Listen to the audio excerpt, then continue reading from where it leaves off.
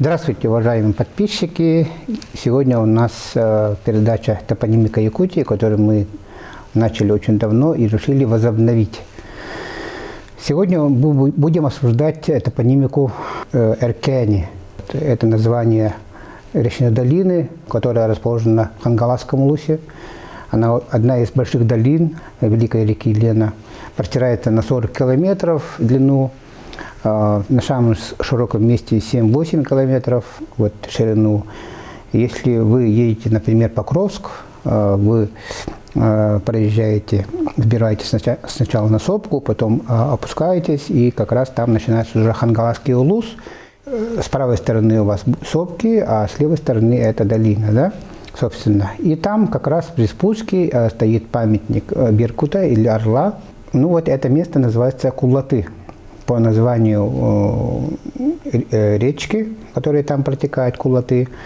И вот как раз там, по преданиям, жил Муннян, глава хангаласских якутов, а также его сын там вырос, Тыгын. С этим местом очень много преданий, там жили древние люди, как показали раскопки археологов. Вот это очень значимое место в Эркени, так как к тому же считается, что в Немигинском наследии пристал к берегу один из прародителей народа Саха, Эллей, и там как раз он и встретил, видимо, слуг Омогоя, которые отвели его к Омогою, местному баю, и он там у них началось знакомство, и вот как раз это очень такое большое значение для якутской истории имеет.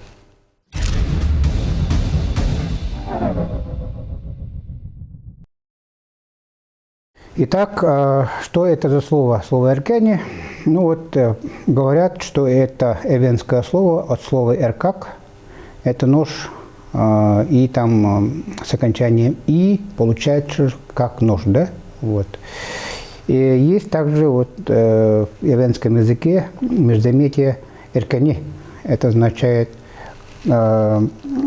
как вот что, то есть у эвенов. Есть также, вот я видел мнение, что Эркени так вот в переводе означает «долина воинов», вот, или «территория воинов». Вот, я не уверен, что вот, междометием назвали вот долину, да, также я вот что-то очень сильно сомневаюсь, что так вот назвали долиной воинов, вот, территорию Эркени. Ну, может быть, я не прав. Надо это проверить. Если у вас какие-то на этот счет мнения, пишите, будем обсуждать. Но то, что у нас многие топонимы называются на языках других коренных народов Якутии, это, ну, это точно. Да. Есть очень много эвенкийских, эвенских, палеоазиатских топонимов, то есть, которые вот, эти народы издавна вот, живут на территории Якутии. Может быть, название Эркени – это как раз вот, или эвенкийское, или эвенское слово.